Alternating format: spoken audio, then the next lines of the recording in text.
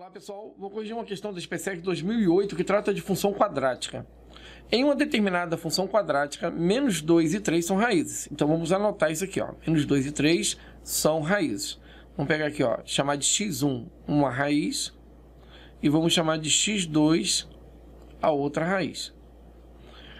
Dado que o ponto menos 3 e 12, então vamos anotar isso também, menos 3 e 12, esse ponto pertence ao gráfico da função. Então vamos chamar a função de f pertence a f.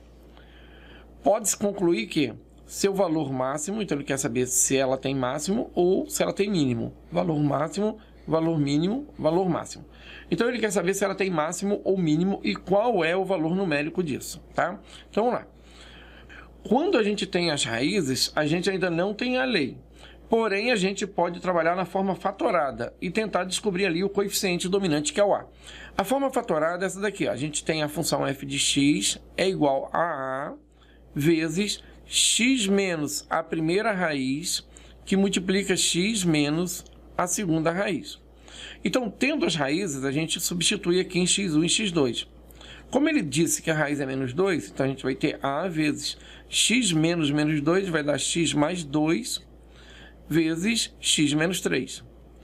Observem que o a ele ainda é uma incógnita, tá? Então a gente tem que tomar muito cuidado em prova para não pegar as raízes e criar uma lei sem conhecer o a. Isso é errado. A não ser que ele diga que o a vale 1. Mas nesse caso não. Ele disse que menos 3 e 12 pertence à função f. É para isso que ele dá esse ponto. Porque se você substituir agora o x por menos 3, fazendo f de menos 3, você vai ter a que multiplica menos 3 mais 2, que multiplica menos 3 menos 3. Observe que a imagem do menos 3 é o 12. Então a gente tem 12 aqui é igual a que multiplica. Aqui vai dar menos 1 e aqui vai dar menos 6. Menos vezes menos vai dar mais. A gente tem que 12 é igual a 6 vezes a. Dividindo todo mundo pelo número 6, a gente vai descobrir que o a ele vale 2. Bom, agora tendo o a, a gente devolve na lei. A gente vai ter f de x é igual a 2, que multiplica x mais 2, que multiplica x menos 3. Bom, agora a gente vai trabalhar para descobrir o máximo ou o mínimo dessa função. Vamos observar aqui que o coeficiente dominante, que é o 2, ele é positivo.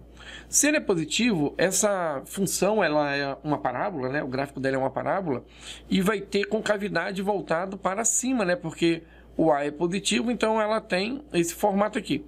Se ela tem esse formato aqui, ela vai ter o vértice aqui. Então ela vai ter mínimo e não máximo. Então, onde tiver máximo aqui, a gente já pode desconsiderar máximo, máximo e máximo, porque ela não vai ter máximo, ela vai ter mínimo. E um outro detalhe que é bem importante, se quiser matar a questão, é que ela tem duas raízes. Se ela tem duas raízes, então ela vai cortar o eixo x. E ela vai cortar o eixo x em 2 pontos. Ora, se ela cortar o eixo x em 2 pontos, significa que o vértice está abaixo do eixo x. Logo, a imagem que é dada pelo y do vértice é negativa. Observando aqui mínimo e mínimo, esse aqui é positivo e esse aqui é negativo. Ora, sem fazer cálculo nenhum, a resposta correta é a D, tá? Porque ela tem concavidade para cima e tem duas raízes, então esse mínimo dela vai estar abaixo do eixo x, logo ele vai ser negativo. Claro, mas isso é uma coincidência nesse problema. Mas vamos descobrir esse valor mínimo. Para descobrir o valor mínimo, a gente precisa calcular o y do vértice, porque o vértice, ele é o x do vértice e ele é o y do vértice. Ora, o y do vértice é o menos delta sobre 4a, né? Quem quiser usar uma fórmula, o x do vértice é menos b sobre 2a e o y do vértice é menos delta sobre 4a. Claro, para descobrir isso é necessário desenvolver aqui, né? Multiplicar e depois verificar quem é o a, b e c e trabalhar com delta. Só que tem um esquema, pessoal, para não trabalhar tanto, ou seja, não perder esse tempo. Qual é o esquema? Ora, se a gente tivesse o x do vértice, em mãos, para calcular o y do vértice, era só calcular o f do x do vértice. Com isso, a gente poderia calcular o y do vértice sem a necessidade do menos delta sobre 4A. Mas aí, como é que calcula o x do vértice? Ora, ele deu as duas raízes. O x do vértice sempre é a média aritmética das raízes, ou seja, x1 mais x2 dividido por 2. Então, o x do vértice sempre vai ser a soma das raízes por 2. Como ele disse que a raiz é menos 2 e é 3, é só somar as duas e dividir por 2. Logo, o x do vértice é meio. Ora, se a gente tem o x do vértice e quer calcular o y do vértice, é só calcular o f do x do vértice.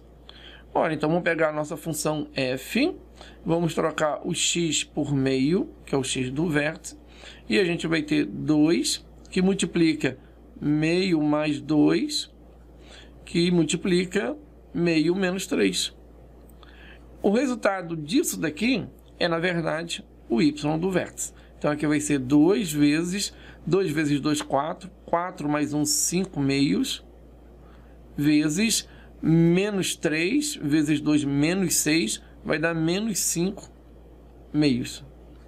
A gente pode cortar esse 2 aqui com esse 2, e a gente vai ter, então, menos 25 sobre 2. E fazendo o cálculo, a gente vai descobrir que isso daqui é menos 12,5.